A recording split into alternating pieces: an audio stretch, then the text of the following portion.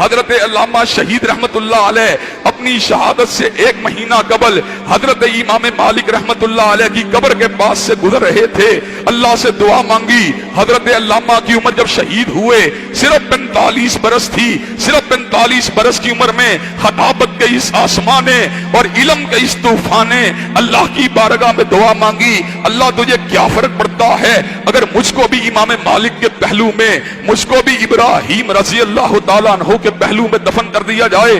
حضرات گرامی قدر، حضرت علامہ نے دعا مانگی، آنکھوں سے آنسو گرے، جنت البقیع کی وادی کے اندر آنکھوں سے آنسوؤں کو گرا کر حضرت علامہ باہر نکلے، واپس آئے، گھر ٹھہرے۔ یہ فروری کی بات ہے، مارچ کا مہینہ آیا، مارچ کے مہینے میں تقریر فرما رہے تھے۔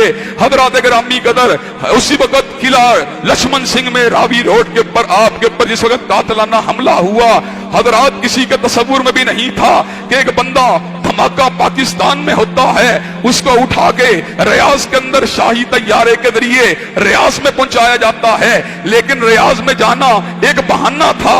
دعا حضرت علامہ کی جنت البقیع میں کی ہوئی پوری ہونے کا وقت آ چکا تھا۔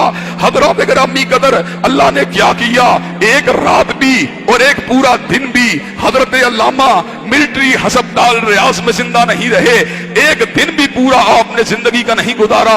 وہی علامہ جو میو ہسپتال کے بستر پر 7 دن تک موت و حیات کی جنگ کو لڑتا رہا، اس لیے کہ پاکستان میں اس کی موت کا وقت مقرر نہیں تھا۔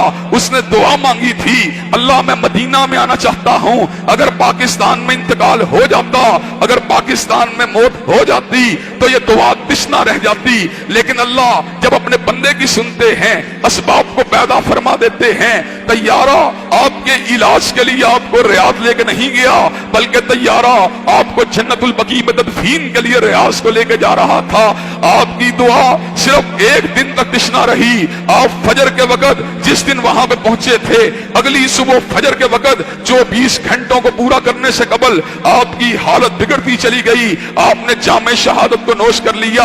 ان کے والد اور میرے دادا نے ایسے عالم میں یہ بات کہی، میں نے اپنے بیٹے کو پاکستان واپس لے کے نہیں جانا، میں نے اس کو مالک کے پہلو میں، میں نے اس کو نافع کے پہلو میں، میں نے اس کو حضرت ابراہیم کے پہلو میں، میں نے اس کو عثمان ذوالنورین کے پہلو میں دفن کرنا ہے۔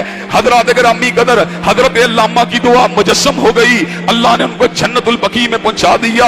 اس کا مطلب یہ ہے آپ بھی اگر اللہ سے دعا مانگیں، اولاد کے لیے دعا مانگیں، اللہ اولاد دے گا، شفا مانگیں اللہ شفا دے گا، رزق مانگیں اللہ رزق دے گا، عزت مانگیں عزت دے گا، شہادت مانگیں شہادت دے گا، سعادت مانگیں سعادت دے گا، شفا مانگیں شفا دے گا۔